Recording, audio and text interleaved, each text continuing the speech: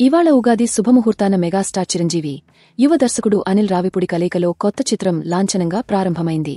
దీనికి victory Venkatesh clap కొట్టాడు. దీనిపై చిరంజీవి సోషల్ మీడియాలో స్పందించారు.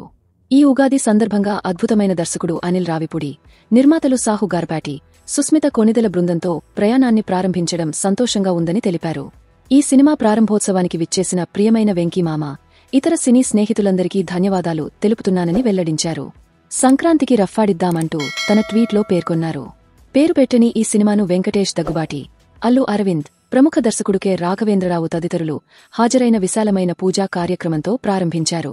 వెంకటేష్ దగ్గుబాటి మొదటి క్లాప్ కొట్టగా, అల్లు అరవింద్ ముహూర్తపు షాట్ కోసం కెమెరా స్విచ్ ఆన్ చేశారు. దర్శకుడు కె రాఘవేంద్రరావు మెగా 157 మొదటి షాట్కు దర్శకత్వం వహించారు.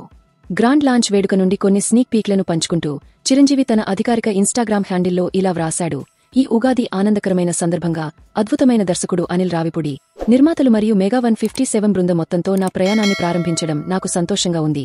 నా ప్రియమైన స్నేహితుడు వెంకటేష్ దగ్గుబాటి ఈ కార్యక్రమానికి విచ్చేసినందుకు కృతజ్ఞతలు. పరిశ్రమలోని నా స్నేహితులందరికీ చాలా ధన్యవాదాలు. అనిల్ రావిపూడి దర్శకత్వంలో రూపొందిన ఈ చిత్రాన్ని సాహు గార్పాటి, సుష్మిత కొణిదెల తమ షైన్ స్క్రీన్స్ మరియు గోల్డ్ బాక్స్ ఎంటర్టైన్మెంట్స్ బ్యానర్లపై నిర్మిస్తున్నారు. ఈ చిత్రానికి సంగీత దర్శకుడు భీమ్స్ సిస్రోలియో సంగీతం అందిస్తున్నారు. ఈ సినిమా కథాంశం మరియు నటీనటుల గురించి మరిన్ని వివరాలు ఇంకా వెల్లడి కానప్పటికీ ఆసక్తిగా ఎదురుచూస్తున్న ఈ ప్రాజెక్టులో అదితిరావు హైదర్ లేదా పరిణీతి చోప్రా కథానాయికగా నటించడానికి చర్చలు జరుపుతున్నారని నివేదికలు సూచిస్తున్నాయి.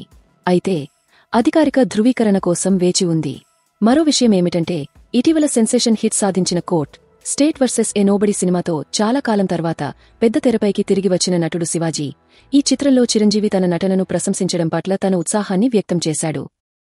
తాజా సమాచారం కోసం లైక్ చేయండి. ఛానల్ను సబ్స్క్రైబ్ చేయండి.